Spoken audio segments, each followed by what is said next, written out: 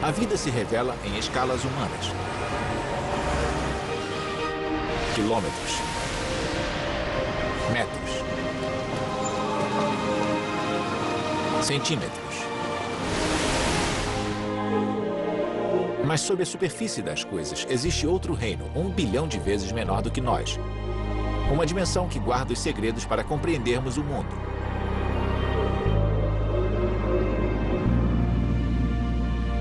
O que torna o aço resistente?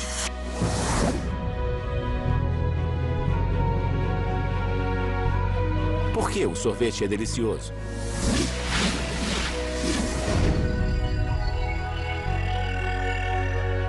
O que torna a vida possível?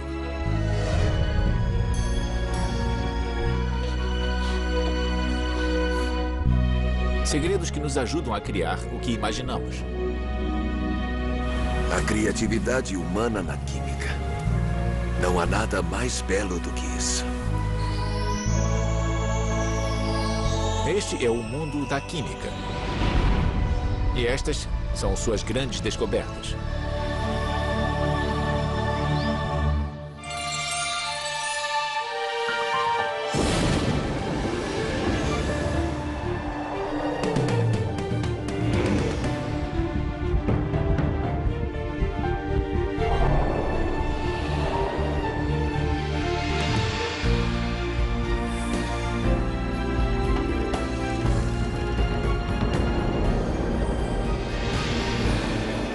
As 100 maiores descobertas da história.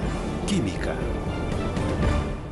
Os antigos filósofos gregos acreditavam que havia apenas 4 elementos: terra, ar, fogo e água. E o ar era o elemento fundamental. Uma substância única, responsável por tudo o que existia no mundo. Séculos mais tarde, Leonardo da Vinci foi um dos primeiros a sugerir que, em vez de ser um elemento, o ar talvez fosse composto por 2 gases diferentes. Isso permaneceu um mistério até nossa primeira grande descoberta. Oxigênio. Inglaterra, segunda metade do século XVIII. Joseph Priestley, um pastor que às vezes se dedicava à ciência, conduziu uma série de experimentos em busca de novos ares, o que hoje chamamos de gases. Para saber mais sobre o trabalho de Priestley, eu visitei Arnold Thackeray, presidente e historiador da Chemical Heritage Foundation na Filadélfia, Pensilvânia.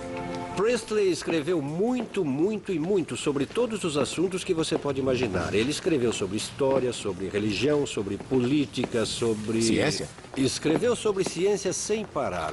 Priestley era o homem que sabia de tudo. Ele discorria sobre a prática, sobre a história, sobre a teoria. Era literalmente o homem que sabia de tudo. Mas, além de tudo isso, Priestley também fez um famoso experimento, não é? Exatamente. E havia 2 coisas envolvidas neste experimento.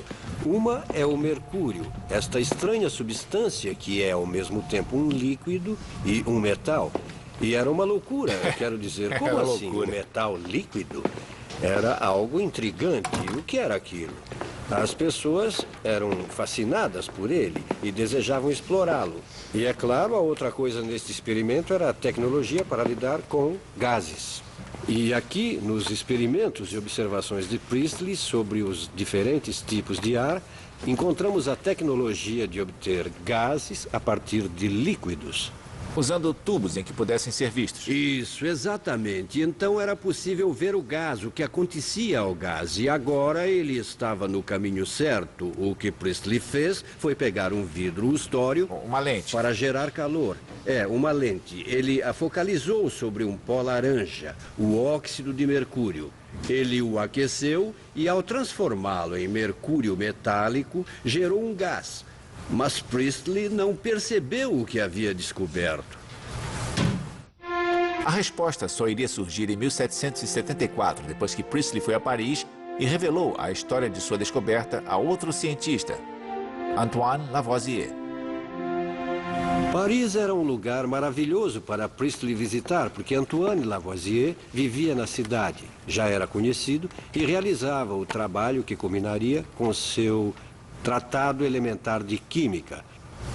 Lavoisier que também estava estudando os gases, ouviu o que Priestley havia feito e ficou fascinado pela notícia deste novo ar e decidiu que repetiria o experimento. Ele tinha muitos equipamentos melhores, era um pesquisador meticuloso e, além disso, ele pesava as substâncias. Lavoisier, ao pesar, disse que algo estava sendo emitido e chamou o ar emitido de oxigênio. Ele reescreveu todo o tratado sobre química e criou uma lista de elementos que ainda usamos hoje. Oxigênio, hidrogênio, enxofre. Pode-se dizer com precisão que Priestley descobriu o oxigênio, mas Lavoisier foi quem o inventou. Então, com o trabalho experimental de Priestley sobre gases, com a descoberta do oxigênio e a articulação de um sistema de nomenclatura por Lavoisier, temos todo o esquema conceitual sobre o qual os trabalhos acadêmicos do século XIX se basearam. A inovação industrial do século XX, temos as farmacêuticas, a biotecnologia, temos telefones celulares, temos o plástico, isso mesmo. E todas essas coisas começaram com a descoberta do oxigênio. Foi como tudo começou. Foi uma façanha e tanto. Teoria atômica. No início do século XIX, um professor britânico chamado John Dalton se dedicava com grande empenho e fascínio à química. O que nos leva à nossa próxima grande descoberta. O experimento de Dalton demonstrou que os elementos conhecidos como oxigênio, hidrogênio e carbono se combinavam em proporções definidas e constantes. A partir de seus cálculos, ele supôs que os elementos deviam ser constituídos de pedaços menores e invisíveis de matéria, com pesos relativos e distintos. Ele chamou esses pedaços de matéria de átomos. Então, o que Dalton descobriu? E foi a sua grande descoberta, foi o que ele chamou de pesos relativos das partículas fundamentais. Partículas fundamentais. Foi como a chamou, é uma frase adorável. Mais tarde, quando ele a publicou, substituiu por pesos atômicos. É como conhecemos atualmente, mas eram partículas fundamentais. Então ele usou a palavra átomos. Ele usou a palavra átomos. A ideia do átomo, é claro, remonta a Demócrito, mas o problema é: se é só uma ideia, tem alguma utilidade? E Dalton foi exatamente o homem que tornou a ideia útil. Essa foi a sua grande contribuição. A partir de seu trabalho, Dalton desenvolveu a hipótese do que viria a ser conhecido como teoria atômica, um novo e revolucionário sistema que definia as relações entre os átomos e os elementos. É um sistema incrivelmente simples. Dalton pensava de forma muito simples. Muito visual. Aqui estão os elementos, aqui está o peso dos elementos, aqui estão as moléculas complexas. É um sistema maravilhosamente eficiente. Ele conectava as coisas que os químicos podiam fazer, pesava as substâncias em balanças e as relacionava com as outras invisíveis. O mundo fundamental dos átomos era genial. Qual a importância da descoberta de Dalton? Sua teoria atômica ajudou gerações de cientistas a revelar os mistérios do mundo molecular e atômico, incluindo nossa próxima grande descoberta. Átomos se agrupam em moléculas. No início da década de 1800, o químico francês Joseph Gay-Lussac conduzia uma série de experimentos projetados para estudar a teoria atômica de Dalton, quando observou uma coisa curiosa. Enquanto ele combinava volumes iguais de gases diferentes e media suas reações, os gases geralmente produziam o dobro do volume esperado. Como isso era possível? A resposta viria em 1811, com Amedeo Avogadro, um professor de física da Universidade de Turim, na Itália. Enquanto estudava os resultados da pesquisa de Gay-Lussac, Avogadro teve um insight. Na época, acreditava-se que os gases eram feitos de átomos únicos. Avogadro percebeu que esta hipótese estava errada. Os gases eram feitos de múltiplos átomos que viriam a ser conhecidos como moléculas. A compreensão de que os átomos podiam ser recombinados para formar moléculas foi a reviravolta que permitiu aos cientistas sair da era das trevas da química e começar a criar sistematicamente novos compostos. A síntese da ureia. Nossa próxima grande descoberta ocorreu no século XIX, quando muitos químicos acreditavam que as substâncias orgânicas dos organismos ou coisas vivas eram de alguma forma diferentes das substâncias inorgânicas das coisas não vivas. Mas isso estava prestes a mudar. Em 1828, Friedrich Wöhler estava trabalhando em seu laboratório quando alguma coisa lhe chamou a atenção. Wöhler havia colocado duas substâncias químicas inorgânicas em uma proveta, cianeto de potássio e sulfato de amônia. Mas quando olhou a proveta, ela continha uma quantidade de cristais pequenos e brancos em forma de agulha. O que torna isso notável é que Wöhler pensou ter visto exatamente os mesmos cristais antes, mas com uma diferença importante. Estes cristais eram orgânicos. Ele os havia cristalizado enquanto estudava a química de várias substâncias encontradas na urina. Para ter certeza de que não havia se enganado, Wöhler analisou os novos cristais. Não havia dúvidas. Estes cristais eram os mesmos que ele havia isolado antes. Ele havia produzido ureia. Era uma substância vinda de um ser vivo que ele fez a partir de substâncias inorgânicas. Um pouco mais tarde, ele afirmou numa carta pessoal, não na imprensa, algo assim. Eu produzi ureia, sem um rim. Ele sabia o que havia feito. Conheça Roald Hoffmann, vencedor do Prêmio Nobel de Química em 1981 por desenvolver uma teoria para explicar as reações químicas orgânicas. Falando sobre a descoberta da fabricação artificial de ureia, por que é uma grande descoberta? Bem, chega uma hora em que é preciso uma descoberta, e às vezes apenas uma, irá romper limites e conseguir derrubar barreiras. Essa descoberta foi assim. Que interessante. Ela não era apenas importante intrinsecamente, mas na época em que ela ocorreu, a simples fabricação de ureia, a partir de duas substâncias químicas inorgânicas, acabou chamando a atenção das pessoas. A história por trás da descoberta se refere à base fundamental, os componentes que constituíam toda a matéria orgânica e inorgânica. Eram os mesmos, átomos. Estrutura química. Se essas peças de Lego existissem na primeira metade do século XIX, os químicos as teriam utilizado para ajudar a ilustrar uma coisa que viram em seus experimentos. Um fenômeno que levou à nossa próxima grande descoberta. Os átomos de elementos específicos, como sódio e cloro, pareciam se agrupar em proporções fixas. Foi este poder combinatório dos átomos que inspirou o cientista alemão August Kekulé a desenvolver um sistema de visualização da estrutura química de várias moléculas. Kekulé representava os átomos por seus símbolos, e então adicionava marcas para indicar como eles se uniam entre si, como elos em uma cadeia. Era uma fórmula simples, mas elegante. Os químicos agora dispunham de um modelo para ilustrar com clareza as estruturas químicas das moléculas que estavam estudando. Havia apenas um problema. A benzina era o único elemento conhecido que não se adequava à fórmula de Kekulé. A cadeia de átomos de carbono e hidrogênio da benzina exigia uma combinação maior do que a fórmula permitia. Todos esses professores de química orgânica ficaram intrigados e ofereciam diferentes explicações. Um deles, August Kekulé, sentado diante da lareira uma noite, caiu no sono e começou a sonhar com uma cobra.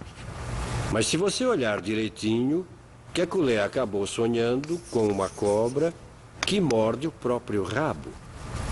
E se parar para pensar, talvez fosse um círculo, e isso podia ser a resposta ao enigma. Os 6 átomos de carbono das moléculas de benzina não estavam ligados em uma cadeia. Como a cobra, eles formavam um círculo. Cada um com um átomo de hidrogênio unido por ligações que se alternavam entre ligações unitárias e duplas. Em pouco tempo, o insight de Kekulé foi confirmado, e seu efeito foi revolucionário. Os químicos sabiam que todas as substâncias orgânicas continham um ou mais átomos de carbono em suas moléculas. Com a descoberta de Kekulé, agora eles dispunham da fórmula fundamental para explicar como o carbono se combinava com outras moléculas para formar um mundo de compostos químicos. Nascia, então, a era moderna da química orgânica. Partindo de uma imagem tão simples como a cobra mordendo o rabo, por que ela foi considerada uma grande descoberta? Era uma fórmula para novas drogas, novos remédios, um novo entendimento. Se voltarmos no tempo, à época de Dalton, havia algumas centenas de compostos, logo alguns milhares, e depois uns 10 mil, incrível. Logo havia 100 mil. No ano passado, 15 milhões de novos compostos foram registrados. Todos com base neste modelo simples. Esta é uma obra de gênio. Tabela periódica dos elementos. Em 1869, um professor de química russo chamado Dmitry Mendeleev estava escrevendo um livro escolar para seus alunos quando começou a imaginar como poderia explicar melhor os 63 elementos conhecidos naquela época. Para ajudar a formular seus pensamentos, ele criou uma ficha para cada elemento. Em cada ficha, ele escreveu o nome do elemento, seu peso atômico, suas propriedades típicas e suas semelhanças com outros elementos. Ele então posicionou as fichas como um jogo de paciência e começou a rearranjá-las repetidamente em busca de padrões. Então veio o momento da descoberta. Diante dele havia algo extraordinário. Os elementos se ajustavam em 5 agrupamentos verticais. Cada agrupamento periódico continha membros que eram parecidos entre si, tanto química quanto fisicamente. Mendeleev havia inventado a tabela periódica de elementos. Um mapa que mostrava como todos os elementos estavam ligados uns aos outros.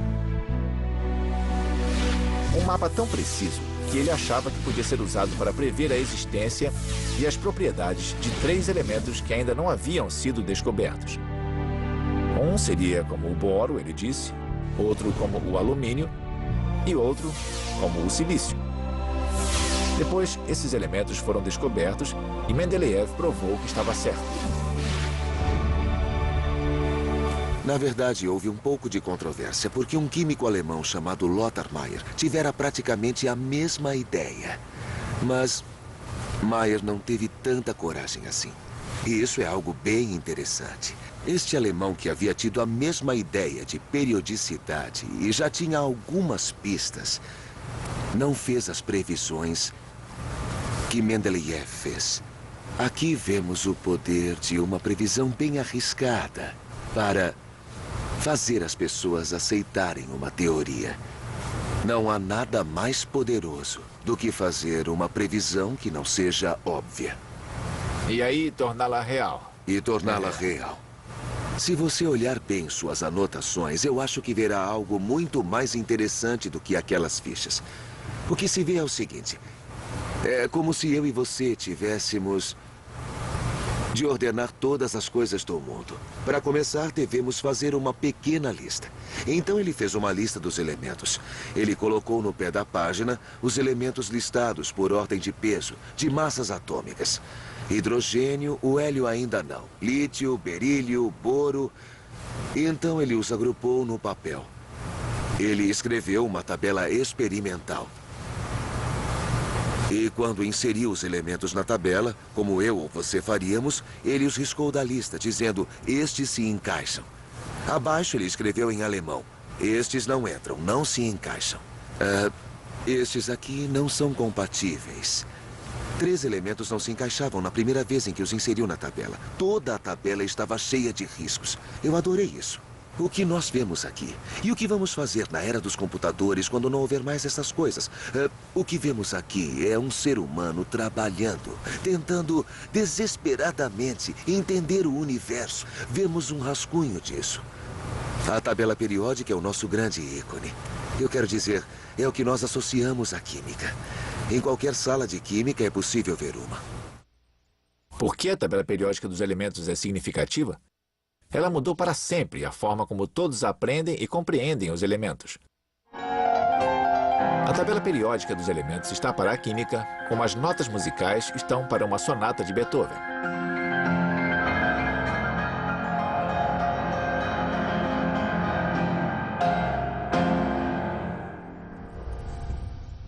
Para homenagear Mendeleev, seu nome agora está literalmente ligado à tabela periódica.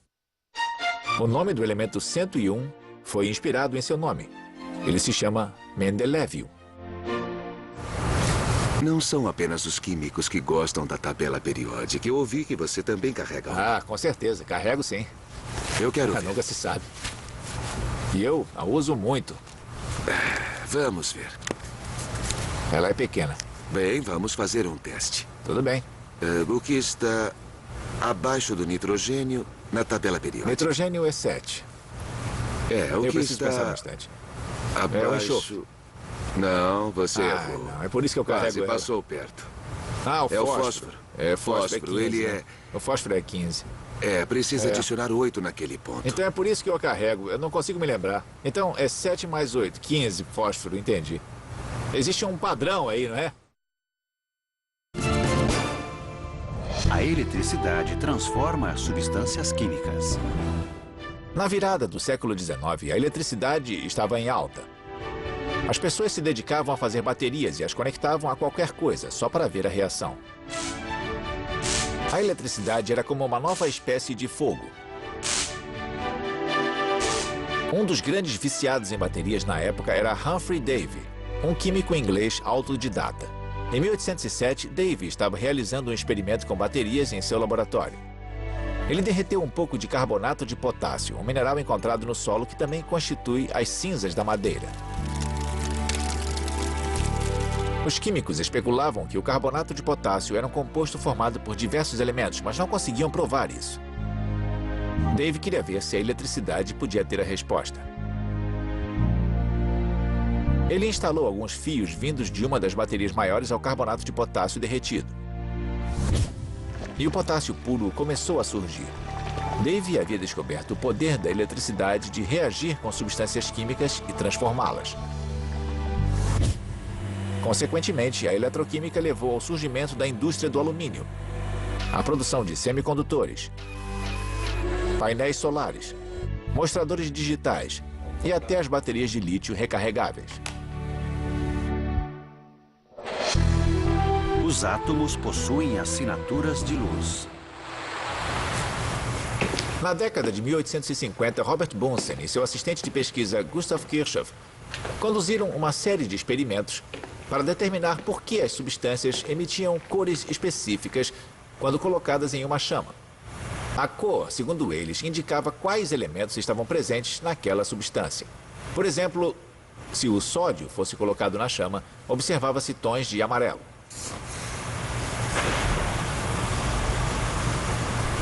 Cobre, tons de verde. Estrôncio, tons de vermelho.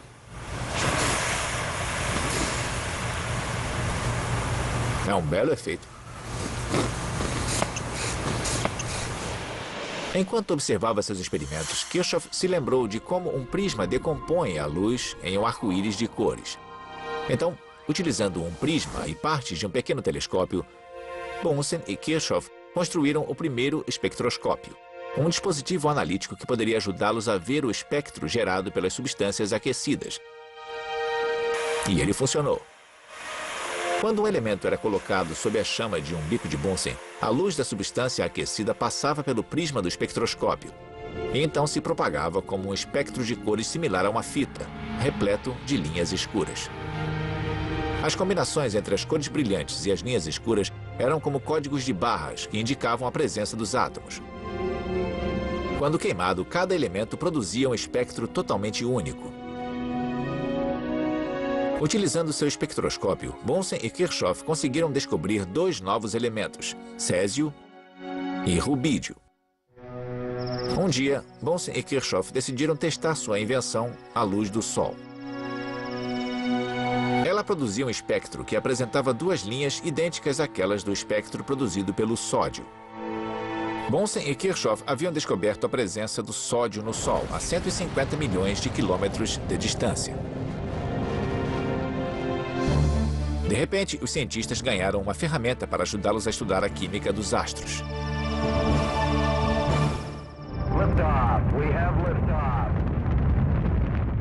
Hoje, o legado desta grande descoberta está na exploração espacial. Um tipo de espectroscópio está sendo usado para estudar as atmosferas de outros planetas, para procurar sinais de água, sinais de vida.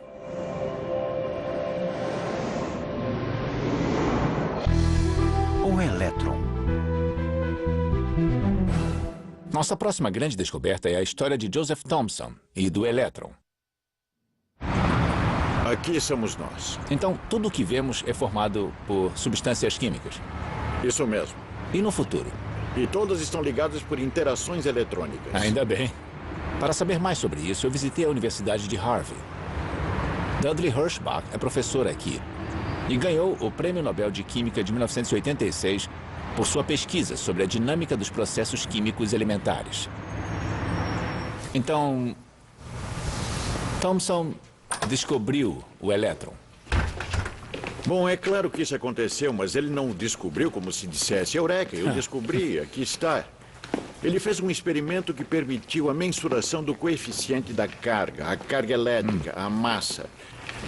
E depois ele pôde obter uma medição geral da carga e então provar que a massa era muito, muito pequena.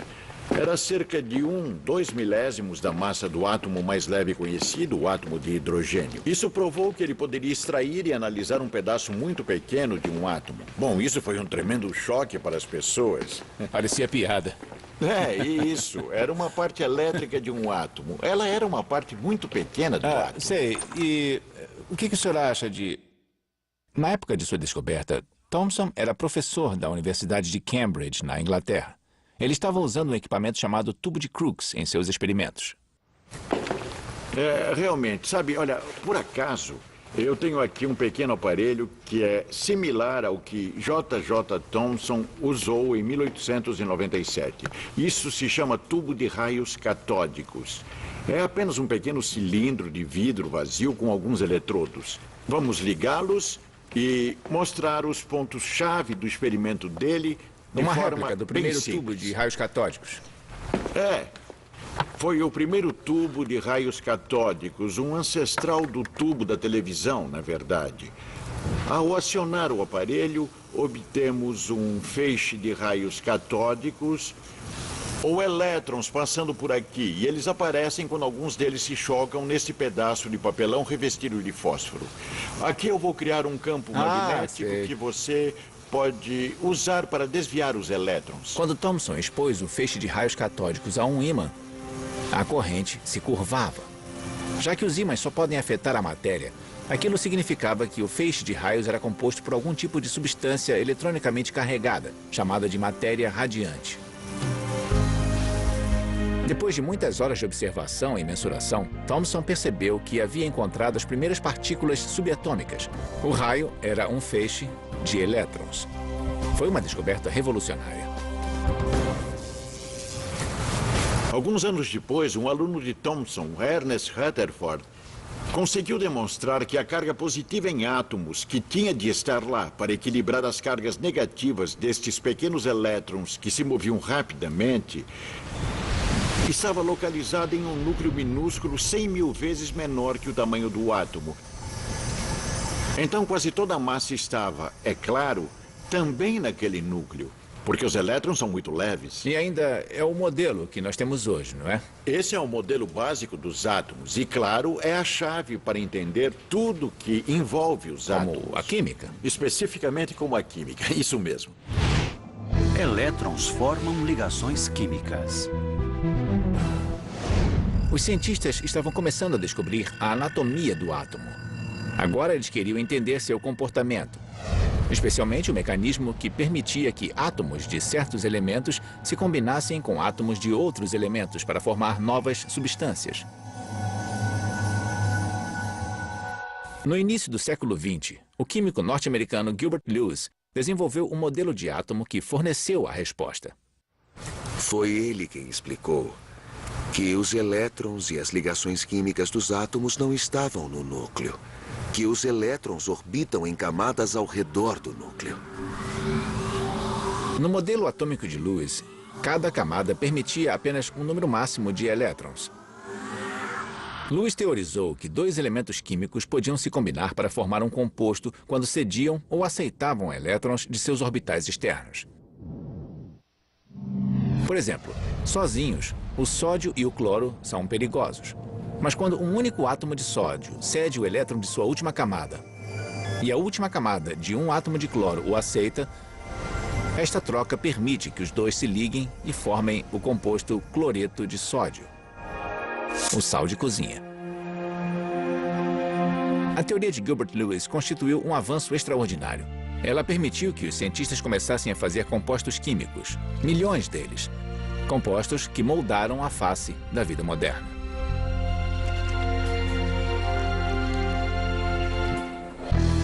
Radioatividade. Nossa próxima grande descoberta começou na década de 1890, com a descoberta de uma radiação desconhecida chamada raio-x. Ela causou sensação, e os cientistas imediatamente começaram a procurar outras substâncias que emitiam aquelas estranhas e talvez valiosas formas de radiação. Nas décadas seguintes, vários cientistas investigaram o fenômeno e juntos acabaram ampliando os conhecimentos sobre um dos grandes eventos da ciência moderna.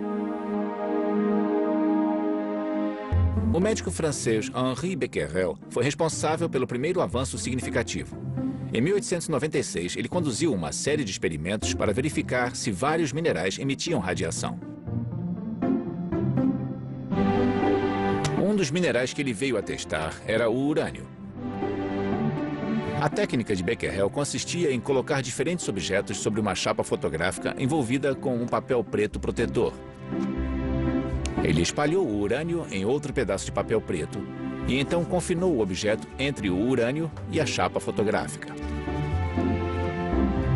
Mais tarde, Becquerel revelou a chapa e um fantasmagórico contorno fotográfico do objeto apareceu. A partir desses experimentos, Becquerel conseguiu provar de forma conclusiva a descoberta de uma fonte dos misteriosos raios radioativos que todos procuravam. Essa fonte era o urânio. Depois de Becquerel, a pesquisa sobre a radioatividade foi levada adiante por Marie Curie. Curie e seu marido Pierre assumiram a tarefa de isolar quaisquer elementos responsáveis pela radioatividade do minério de urânio. Durante 2 anos, os Curie ferveram, filtraram e processaram várias toneladas de minério de urânio. Finalmente, eles conseguiram isolar 2 novos elementos contidos no minério, que eles chamaram de rádio e polônio. Marie Curie concluiu que o rádio era 1 milhão de vezes mais radioativo que o urânio. E o que é mais importante, ela determinou que a misteriosa forma de energia que permitia que a radioatividade penetrasse em outros materiais não era resultado de um processo químico, mas parecia ser atômico por natureza. Infelizmente, suas descobertas custaram um alto preço. Naquela época, ainda não se conhecia bem os perigos da exposição à radioatividade. E em 1934, Marie Curie morreu de leucemia, provavelmente devido à intoxicação causada pela radiação. Até mesmo as anotações em que ela registrava suas observações ainda são consideradas radioativas demais para serem manipuladas. Foi a natureza atômica da radioatividade que atraiu o interesse do físico Ernest Rutherford, de quem já falamos na descoberta do elétron. Rutherford descobriu que o material radioativo passava por um processo natural de decadência. Ao se mover durante o processo, a radioatividade espontaneamente emitia partículas instáveis e altamente carregadas de energia, com o poder de penetrar a matéria. Rutherford a chamou de partículas alfa e beta e de raios gama. Desde essas descobertas, aprendemos muito sobre a radioatividade, seus perigos e seus benefícios. A radioatividade nos deu os diagnósticos por imagem, um tratamento para os tumores, um método de calcular a idade da Terra e uma fonte de energia para que as espaçonaves explorassem o sistema solar. Até mesmo alguns detectores de fumaça contêm uma pequena quantidade de material radioativo chamado americio, que ajuda a criar uma corrente elétrica estável. Quando as partículas de fumaça rompem essa corrente, o alarme dispara.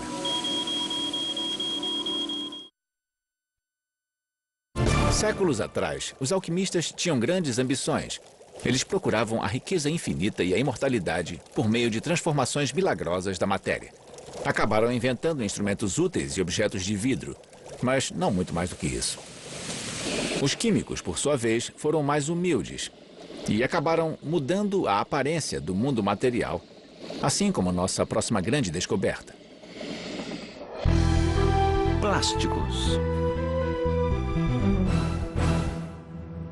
Na década de 1860, John Hyatt, um tipógrafo e químico amador de Albany, em Nova York, fez história ao descobrir uma forma de explorar as longas e intrincadas moléculas de celulose encontradas naturalmente nas plantas, criando o primeiro plástico.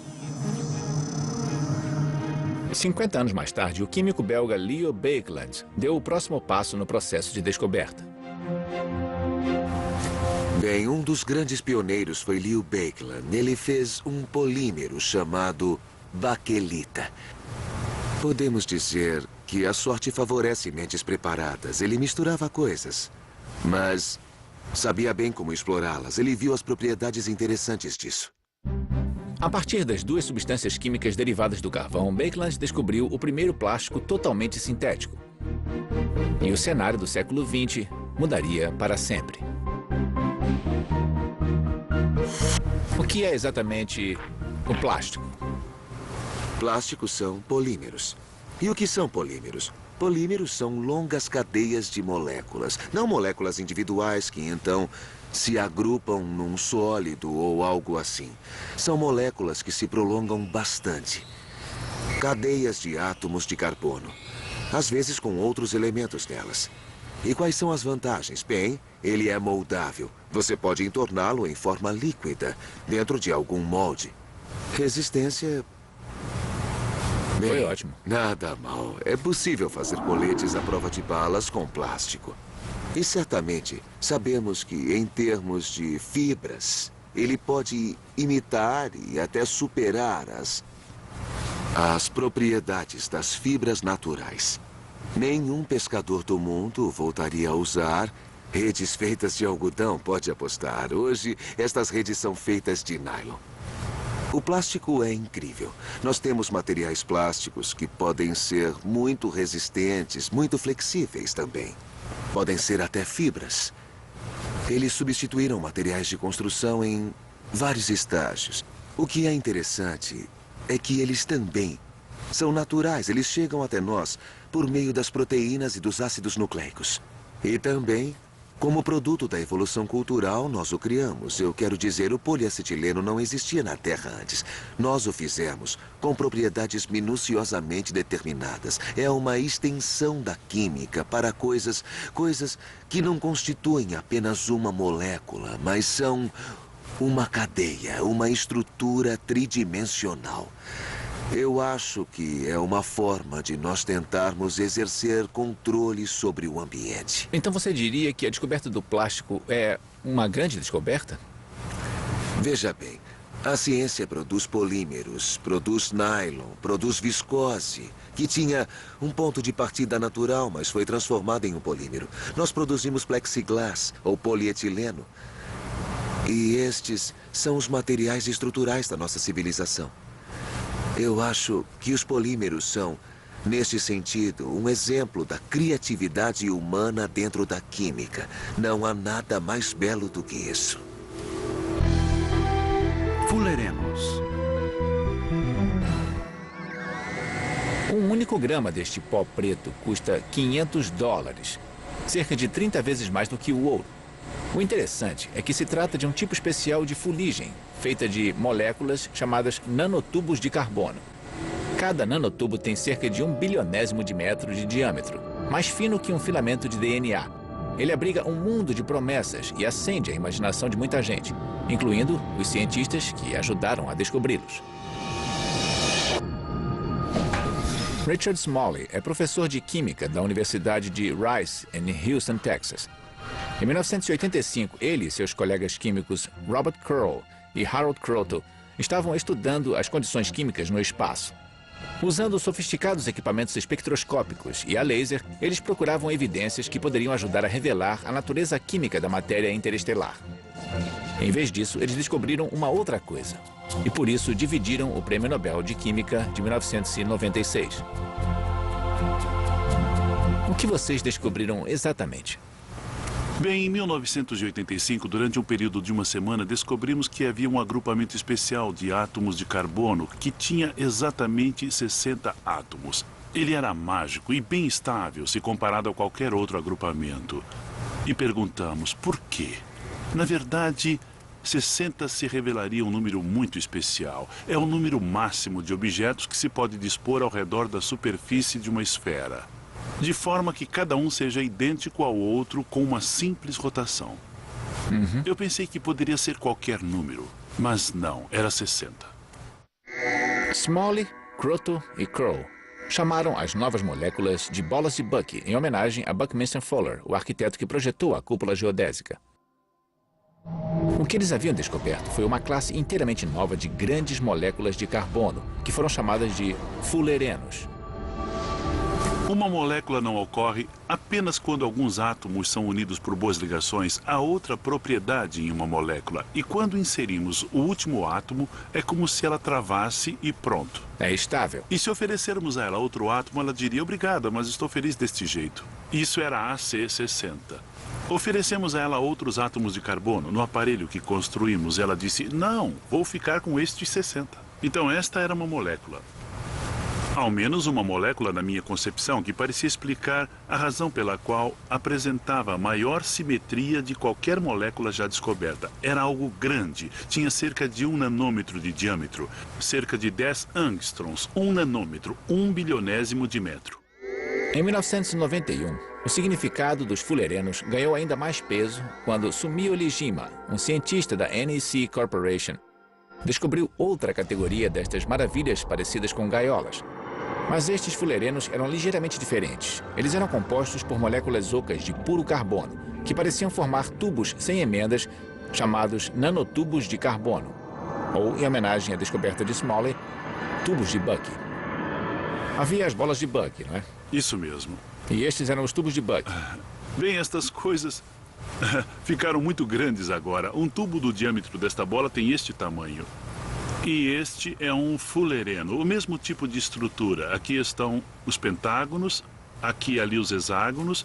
Temos 6 pentágonos aqui, 6 pentágonos aqui, 12 no total. E entre eles todos estes hexágonos. E esta coisa parecia uma cápsula de Buck. Mas você pode imaginar que esta coisa seja muito comprida, mas ela era milhões de vezes mais comprida que seu diâmetro atual. Este objeto possui propriedades incríveis. Como o quê? Bem, por exemplo, se em vez de segurar este objeto de plástico, que posso quebrar facilmente, fizer isso com um tubo de Buck nas mãos e tentar quebrá-lo, vai descobrir que é o objeto mais rígido do universo. Chega a ser mais duro que o aço? Mais duro que o aço. Mais duro que o diamante? Mais que o diamante. Mas você, grandinho, pode puxar. Você verá que pode esticá-lo bastante antes que se rompa. E esperamos descobrir que ele seja 100 vezes mais forte que o aço em tensão. É a fibra mais forte que podemos produzir a partir de outra coisa, para sempre. Se daqui 1 milhão de anos você me perguntar qual é a fibra mais forte, será a mesma coisa. Alguma coisa precisa ser o mais forte entre todos os objetos possíveis. É isto. E é só carbono. E você pode usar carvão, ou esgoto, ou pneus de borracha, e transformá-los em tubos de Buck. Pense no que poderíamos fazer com isto. Poderíamos fazer novas fiações, poderíamos fazer cabos elétricos para conduzir eletricidade melhor que o cobre, com 1/6 do peso. Então, quando você pensou nisso, parecia bom demais para ser verdade? Parecia assim, sei lá, mágico? Parecia. Pois qual é a chance de se descobrir uma coisa como esta? Mas isto é um dos detalhes fascinantes sobre o estágio atual da nossa compreensão em física e também em química. Na verdade, podemos calcular o comportamento das coisas muito bem hoje em dia. O grande mistério das bolas de Buck e destes tubos não é que seria ótimo se pudéssemos produzi-los. Foi descobrir que nós podemos produzi-los. Os nanotubos de carbono são, em parte, responsáveis pela popularidade da nanotecnologia hoje. Alguns a descrevem como uma revolução industrial dos dias modernos. A nanotecnologia remete à construção de coisas partindo do zero, como este nanomotor. É a capacidade de montar os elementos fundamentais atômicos e moleculares da natureza para criar uma nova geração de produtos e aplicações que são mais fortes e mais precisos. Este será o novo domínio da química será a próxima esfera desta ciência? Fico feliz em ver que você usa a palavra química para isso, porque é o que realmente é. Não temos como pegar cada átomo com nossos dedos e colocá-lo aqui. Temos que ter átomos que se autoestruturem. E eles devem vir de uma fonte de átomos baratos para que sejam feitos eficientemente. Temos um nome para isso, chamamos de química. É claro que hoje chamamos nanotecnologia, mas é a mesma coisa quando procuramos fazer uma estrutura com uma forma exata e também bastante específica em centenas de trilhões de vezes por segundo. Baixo custo, sem impacto ambiental, fornecendo um objeto que nos permitirá fazer algo que tecnologicamente não podíamos fazer antes. Fazer objetos que, se formos bons mesmo, serão o nível mais avançado do refinamento. A forma como a natureza construiu as moléculas das células vivas agora estará em toda parte. Será um grande estímulo ao trabalho. Sim, e é uma coisa até romântica. Passaram-se apenas 2 séculos desde o tempo em que os átomos eram uma mera hipótese, a iminência de podermos quebrar átomos e moléculas e construir uma nova tecnologia com fantásticas possibilidades. As grandes descobertas que acabamos de ver ajudaram a fazer isso acontecer, explorando sob a superfície das coisas, no interior do mundo da química e mudando o mundo. Versão brasileira Vox Mundi.